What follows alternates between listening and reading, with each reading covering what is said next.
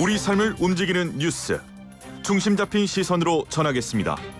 황보선의 출발 새아침.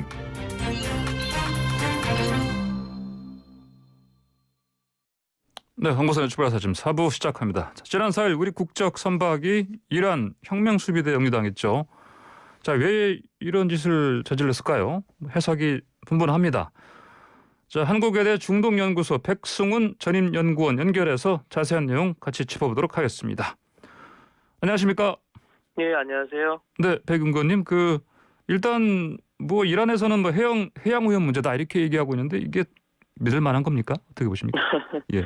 네, 이란이 어제 공식적으로 한국 케미오 나포이어를 환경 규제 위반이라고 발표했죠. 예. 그리고 나포를 직접 수행한 이란 혁명 수비대도 이 조치는 해당 선박이 해양 환경 규제를 반복적으로 위반한 데 따른 것이라고 설명했고, 예. 해당 선박의 나포는 호르무즈주 검찰과 이란 해양 항만청의 요구에 따라서 이루어진 것이다라고 밝히면서 이번 사건은 사법당국에 의해서 다루게 될 것이라고 발표했습니다. 네. 이란 외무부도 해당 선박은 해양 오염에 대한 조사라는 이란 법원의 명령에 따라 조치된 것이라고 밝혔죠. 그런데 예. 저희 선사 측은 납포된 선박은 유조선이 아니라 석유 화학 제품 운반선이었고 이 예. 사실을 주 이란 대사관, 이란 해양수산부하고도 공유했다면서 이제 환경 오염을 이유로 납포한 것은 말이 안 된다라고 정면으로 반박하고 있는 상황입니다. 예. 사실관계는 더 확인돼야 되겠지만 좀 한 가지 고무적인 것은 이란 측도 공해상에서 납포했다는 점을 의식하고 있고 예. 또 이 문제가 국제법에 의해서 또 다뤄져야 된다는 것도 이란은 인지하고 있는 점에서 저희가 그만큼 대화할 창구가 상당히 공개적이고 명확한 상태라는 것이 좀 고무적인 부분이라고 볼 수 있습니다. 네. 결국은 그러면 이제 이란에서 억류했다는 이유 부분 관련해서는 명확하게 우리가 해명할 수 있는 부분이고요. 그러면 이런 얘기 많이 나오지 않습니까? 특히 이란 정부 대변인이 한국 정부가 7조 한 6천억인가요? 우리 돈으로 거의 네. 인질로 70억 달러죠. 예. 네, 그 정도. 이거 인질로 잡고 했다 이런 오히려 얘기를 했습니다. 이런 거 보면은 아무래도 한국이 하신 줘야 될 자금이 동결돼서 이거 달라는 내용 아니겠습니까? 이렇게 봐도 되겠습니까? 그게 아주 표면적인 이유죠. 근데 예. 이 사안이 조금 복잡합니다. 왜냐하면 이 자금 동결 원인이 한국과 이란과의 간의 양자 문제가 아니라 미국도 끼어 있는 문제이기 때문에 그런데요. 예. 미국. 예. 그렇죠. 그래서 미국은 이제 보통 탈냉전 이후에 자신들의 외교 정책을 입안하는 데 있어서 경제 제재를 하나의 수단으로 적대국과 적성국의 행동 변화를 강압하는 데 사용했습니다. 그런데 이때 미국의 재무부의 영향력이 막대합니다. 청자분들도 다 아시겠지만 세컨더리 보이콧이라고 해서 미국은 자신들이 선정한 테러 지원국이나 예. 이런 이 미국 재무부 산하 해외 자산 통제국이 설정한 그런 미국 위협 단체들한테는 이제 경제 제재를 부과하는데요. 예. 이럴 때 만약에 경제 제재에 의해서 조금이라도 경제 제재 위반 블랙리스트에 올라가 있는 단체와 거래를 예. 했던 때 밝혀지면 미국의 기업이나 미국의 은행과의 거래를 모조리 막는 그런 강력한 통제 수단을 하고 있는데 예. 이 문제 때문에 우리 은행이나 우리가 잔금을 치러야 되는 은행에서 이란에 대한 송금을 지금 못 하고 있었던 부분이 크거든요. 예. 그래서 이게 과연 이란이 저희한테 요구하는 거는 분명한데 이란 측도 우리가 잔금을 못 치르는 이유가 단순히 양자 간의 문제뿐만 아니라 이런 미국이 추동하는 경제 제재 레짐 안에서 벌어지는 일이기 때문에 그걸 다 알고 있는데 이걸 했다는 점은 조금 이제 다른 의도를 가지고 이 사안을 접근한 거 아닌가 그렇게 판단해서 바라보는 전문가들이 많습니다. 네. 예. 그러면 또 이게 말씀하신 거랑 이어지는 맥락일 수 있겠는데 이란도 지금 코로나19 사태가 아주 심각하지 않습니까? 네. 그래서 이 동결 자금으로 백신 구매 사용하는 방안을 우리 한국 정부와 협의 중이다 이런 얘기 나오고 있고요. 근데 미국 정도 승인했다고 하는데. 네. 근데 왜 이게 진전이 안 될까요? 뭐 저희 최종건 외교부 1차관도 이 동결자산 문제 때문에 다음 주에 이란 방문할 예정이었다고 발표가 나오고 있죠. 예, 10일에 간다고 그랬죠? 네. 그렇죠. 그래서 가서 이제 그 여태까지 동결된 자금을 풀기 위해서 인센티브로 야 우리가 이렇게 코로나 백신 관련해서 이렇게 도움을 주겠다 이런 그 패키지를 가지고 갔을 텐데 예. 문제는 뭐냐면 지금 중동 국가 중에서 이란의 코로나 확진자가 가장 많습니다. 120만 명 정도 되고 있을 거라고 이제 보여지는데 예. 이란 입장에선 이 코로나 백신 구매를 도와주겠다라고 하는 이 부분이 그렇게 매력적인 포인트가 아닐 수가 있습니다. 왜냐하면 지금 이란은 경제 위기 때문에 하드 커런시, 그러니까 그 자금이 필요한 상황에서 오히려 이거를 만약에 백신 구매 연동해서 가면 미국 입장에서는 이 돈이 이란한테 직접 주는 게 아니라 예. 인도적인 백신 구입으로 이렇게 활용되고 사용될 수 있게 풀어주는 건데 그렇게 되면 어떻게 보면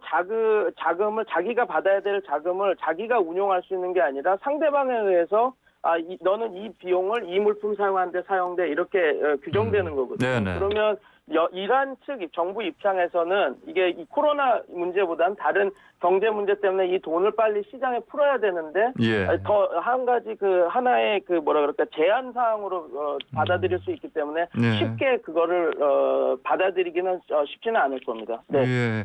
그렇다면요. 그 이번 나포 사건을 통해서 이제 이란이 지금 추구하는 원하는 목적 이게 한 가지 목적이 아니고 다목적으로 볼 수도 있을 것 같습니다. 어떤 것들이 있을까요?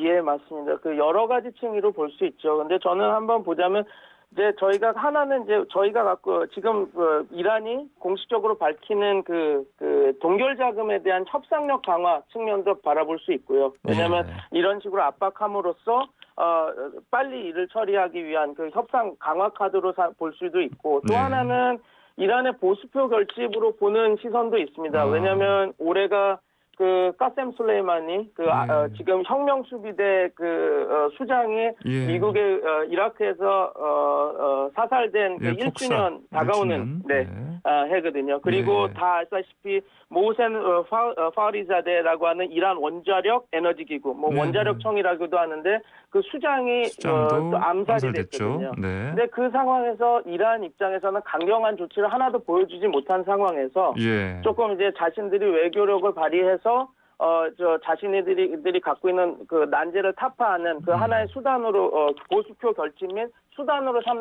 삼으려고 하는 그런 것도 보일 수 있죠. 그리고 또 한 가지는 작년에 저희가 호르무즈 그 해양 방위 그 작전 수행을 때에 참여를 하겠다라고 밝혔을 때 이란 측에서는 강력하게 반발을 했거든요. 근데 그 이후에 어떠한 조치도 못 하고 있었는데 또 지금 이런 식으로 나름 한국에 대해 항의를 하고 우리가 짚을 건 짚고 넘어간다라는 거를 보여줄 수 있으니까 그런 선전 효과가 있는 것도 사실입니다. 그런데 이제 그 두 가지 층에서만 볼 수 있는 게 아니라 국제관계 층에서도 볼 수 있는 부분이 있는 게 지금 어찌됐건 이 자금 동결이나 모든 이란이 겪는 어려움은 미국의 경제 제재, 미국의 압박 때문에 있는 것이거든요. 근데 지금 이란은 미국은 조 바이든 당선자가 이제 다음 대통령이 될 것인데 다 밝혀진 대로 지금 오바마 행정부 때 그 JCPOA 이란과 협력을 합의를 맺었던 그 인사들이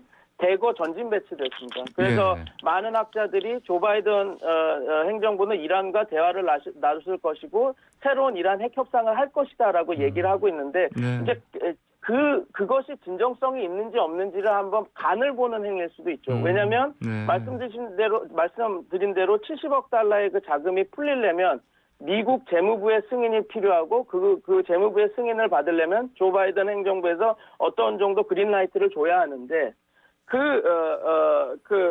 만약에 이 동결 문제도 풀 의지가 없다라고 한다면 이란 측 입장에서는 저강도로 한번 찔러보고 진짜 미국의 미국이 실제 자신들과 핵 협상에 다시 나설 그런 진정성이 있는지를 볼 수 있는 그 바로미터로 이용할 수가 있기 때문에 아마 이렇게 세 가지 층위에서 바라볼 수 있는 부분이 있을 겁니다. 그리고 그 층위에서 이란이 원하는 부분들이 있기 때문에 이런 일들을 행한 것 아닌가 판단하고요. 자, 이란이 보면 우리 강남에도 강남 테러의 그 테헤란로 있지 않습니까? 이게 70년대 중반에 생겼죠 아마. 근데 이럴 정도로 이란과 우리나라 뭐 외교적으로 어떤 특별한 관계가 있다 이렇게 볼 수 있겠는데 그러면 지금의 현재 그 외교부의 그 외교 라인이 현 상황 대응 능력이 이거를 어떻게 잘 다루고 그래서 빨리 석방시킬 수 있는 그런 상황까지 끌어올 수 있을까? 여기에 대해서 어떻게 분석하십니까? 뭐 저는 우리 외교부 특히 이란 관련해서 외교부의 그 능력은 의심하지는 않습니다. 왜냐하면 그때 이란 선박이 전복됐을 때 우리 해군이 가서 도와준 경력도 있고 네. 우리 외교부에서는 계속 그 정부 차원에서 정부 대 정부와의 관계 개선은 네. 우리가 미국이나 다른 전체적인 저희 외교 정책 기조가 있기 때문에 쉽지는 않겠지만 그래도 그 물밑에서 여러 가지 협상과 여러 가지 민간 교류라든지 이런 것들을 하고 있었던 거는 사실이거든요. 근데 예. 이제 이 문제는 그겁니다. 미국과 함께 가야 되는 거거든요. 예. 이 문제 저희 혼자 독단적으로 할 수 있는 운신의 폭이 그렇게 넓지가 않습니다. 그래서 그 문제 때문에 그 부분을 잘 조율하면서 가야 되겠죠. 그게 가장 큰 핵심 과제가 아닐까 싶습니다. 네. 예, 그렇군요. 그러면 일단 낙관적으로 좀 봐도 되겠습니다.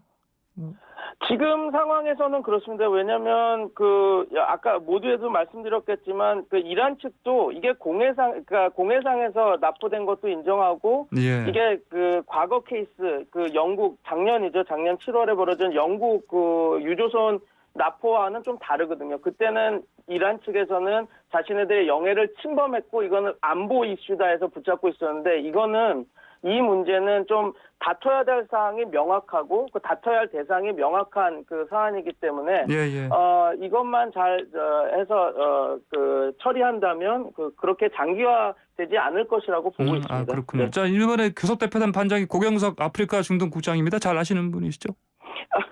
제 개인적으로 알지는 못합니다. 네, 그러세요? 네. 그러시면 알겠습니다. 네, 오늘 말씀 여기까지 듣겠습니다. 감사합니다. 네, 감사합니다. 네, 지금까지 백승훈 한국외대 중동연구소 전임연구원이었습니다.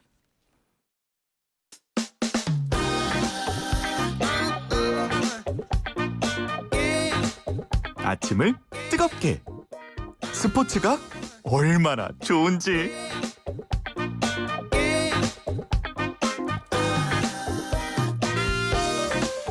네, 스포츠의 모든 것을 작고 굵게 알아보는 스포츠가 얼마나 좋은지 코너 조은지 기자 연결돼 있습니까?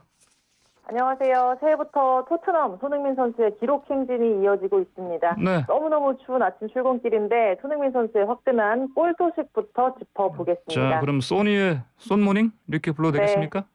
그렇죠. 토트넘 손흥민 선수 오늘 새벽 리그컵 대회죠. 카라바오컵 4강에서 네. 2부 리그 브렌트퍼드 상대로 시원한 골 폭죽 쏘면서 팀의 결승 진출 이끌었습니다. 예. 팀이 1대0으로 앞서던 그렇지만 엎치락뒤치락 골도 내줬다가 비디오 판독으로 취소되고 이런 불안한 리드였던 후반 25분 은돔벨레가 찔러준 심투 패스를 손흥민이 역시 전력 질주에서 강력한 빨랫줄 슈팅으로 연결했습니다. 예. 골 장면 보시면 수비수 3명 사이를 혼자 뚫고 들어가가지고요.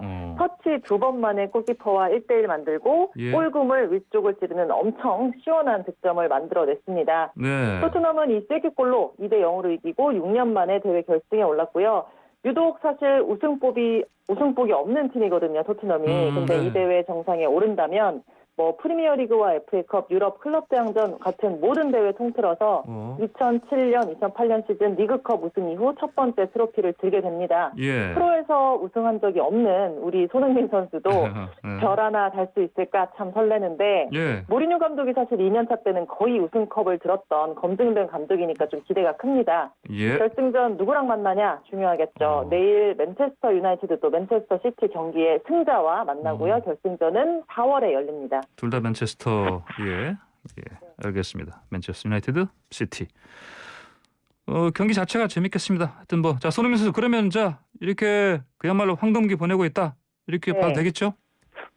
그렇죠. 오늘 대기록도 세웠습니다. 그러니까요, 100골. 사실 새해 첫 경기 프리미어리그 리즈전에서 이제 100골 개인 채웠고. 통산 토트넘 네. 100골 딱 채웠고요. 예. 오늘 새해 두 번째 경기에서는 유럽 무대 통산 150골을 채웠습니다. 토트넘 오기 전에 뭐 독일에서 뛰면서 49골 넣었다는 얘기인데 네. 프로 데뷔팀인 함부르크에서 20골, 또 레버쿠젠에서 29골을 거쳐서 토트넘에서 이제 101골이 된 거잖아요. 예.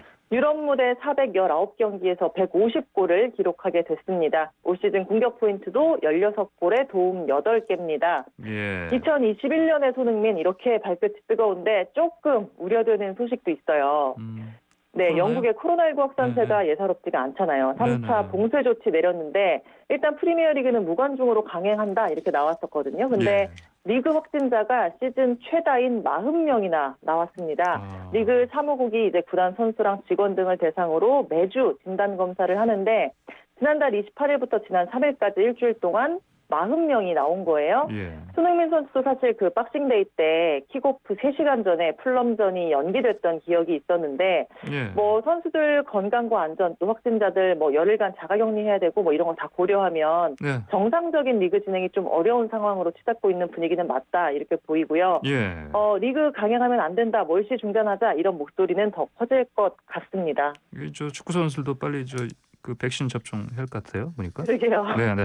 자, 프로농구 소식도 좀 알아볼까요? 자, 네. 허씨 형제 천하. 허씨하면 아무래도 허재 감독 아닙니까? 네, 그 얘기죠? 농구 예. 대통령. 네. 네.